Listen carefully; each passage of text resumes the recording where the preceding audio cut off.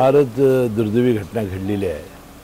काल रात्री अचानकपणानं शॉर्ट सर्किटमुळे पेट झाला असं कळालं आणि त्यावेळी मी महालक्ष्मी रेल्वेमध्ये होतो आणि फारच अस्वस्थता वाढली आणि मी ते सोशल मीडियावर सुद्धा पाहत होतो आणि तात्काळ उतरल्यानंतर या ठिकाणी येण्याचा निर्णय मी घेतला आणि पाहिल्यानंतर अतिशय मन सुन्न झालेलं आहे।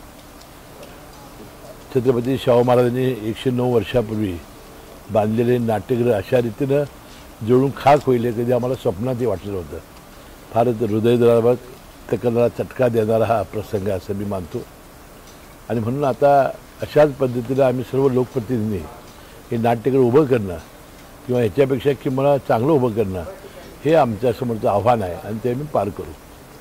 त्याला काही दिवसापूर्वीच सध्याचे वित्तमंत्री आणि त्यावेळेचे सुद्धा वित्तमंत्री अजितदादा पवार यांनी 10 कोटी रुपयाचा निधी दिलेला होता। त्यानंतर याचं नूतनीकरण करण्यात आलं होतं। नंतर शाहू खासबाग मैदानाचं नूतनीकरण करण्यात आलेलं होतं।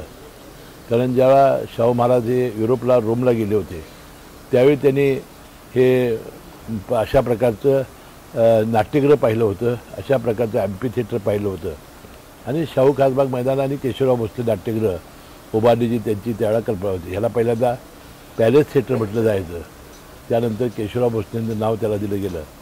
आज केशवराव भोसलेंची जयंती आणि दुर्दैवानं त्या पूर्वसंध्येला व्हावं हा एक हृदयाला चटका लावणारी गोष्ट आहे। पहिलं कारण ते प्राथमिक तर ते शॉर्ट सर्किटमुळं मागची जी बाजू जनरेटरची होती तिथून ते सुरू झालं आणि त्याचा भडका उडाला, त्याची चौकशी आम्ही करू।